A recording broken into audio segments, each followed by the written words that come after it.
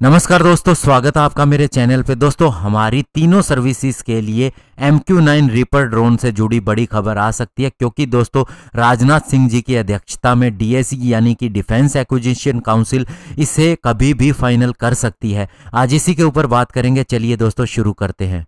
तो दोस्तों, next week defence acquisition council की एक मीटिंग होनी है, जिसे हमारे डिफेंस मिनिस्टर राजनाथ सिंह जी अध्यक्षता करेंगे और उसके अंदर US से 30 MQ-9 रीपर या फिर जिसे कहें कि प्रीडेटर B आर्म ड्रोन है, हमारी तीनों सर्विसेज के लिए खरीदने का फैसला लिया जा सकता है। और सूत्रों से पता चला है कि ये 30 के 30 ड्रोन हमारी तीनों सर्विसेज को दिए जाने हैं, जो कि 10-10 आर्मी, नेवी और इंडियन एयरफोर्स को मिलेंगे और इसकी टोटल कीमत $3 बिलियन तक हो सकती है, यानी कि लगभग 22,000 करोड़ रुपए। और दोस्तों, अभी तक इंडियन मिलिट्री केवल सर्विलियंस और रिकनिसेंस मिशन के लिए ही ड्रोन्स का इस्तेमाल करती आ रही है। और इससे पहले दोस्तों, हमारी तीनों में से एक सर्विस यानी एक हमारी armed forces predator B arm drone की प्रोक्योरमेंट करने के पक्ष में नहीं थी, लेकिन अभी इशू सोल्व हो चुका है और वो भी इसे खरीदना चाहती है। और अब अगर इसे DAC ने क्लियर कर दिया तो ये फिर कैबिनेट कमेटी ऑन सिक्योरिटी के पास फाइनल अप्रूवल के लिए जाएगी।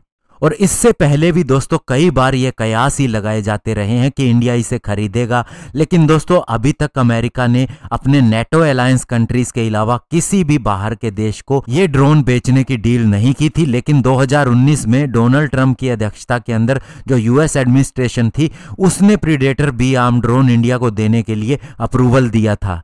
और दोस्तों, ये ड्रोन कितना पावरफुल है इसका उदाहरण आप लास्ट ईयर से ही समझ सकते हैं, जब ईरान के मेजर जनरल कासिम सुलेमानी, जो कि कमांडर थे उनकी फोर्सेस के, उन्हें इसी ड्रोन की मदद से मार गिराया गया और इसने बहुत ही ज्यादा प्रिसीजन अटैक किया था उनके कॉन्वॉय के ऊपर और एयर से ही मिसाइल दाग के उन्हें डिस्ट्रॉय कर दिया। और जहां तक MQ-9B ड्रोन की बात है तो इसे जनरल एटॉमिक बनाती है। 48 घंटे का इसका एंड्योरेंस है और पेलोड की क्षमता की बात करें तो 1700 किलोग्राम तक ये लेके जा सकता है और इसकी रेंज 6000 नॉटिकल माइल्स है। इसके अंदर 9 हार्ड पॉइंट आते हैं, यानी कि 9 जगह पर वेपन सिस्टम कैरी किए जा सकते हैं, जिसके अंदर सेंसर भी शामिल है, लेजर गाइडेड बॉम्ब भी शामिल है और एयर टू ग्राउंड मिसाइल भी शामिल है। और मैक्सिमम ये 2 टन का पेलोड लेके जा सकता है। और इससे इंडियन फोर्सेस को मिलने के बाद में सबसे बड़ा फायदा ये होगा कि नेटो कंट्रीज की तरह इंडिया भी कहीं से भी स्ट्राइक कर सकेगा रिमोट से कंट्रोल करके, जैसा वे अफगानिस्तान के अंदर करती आई हैं।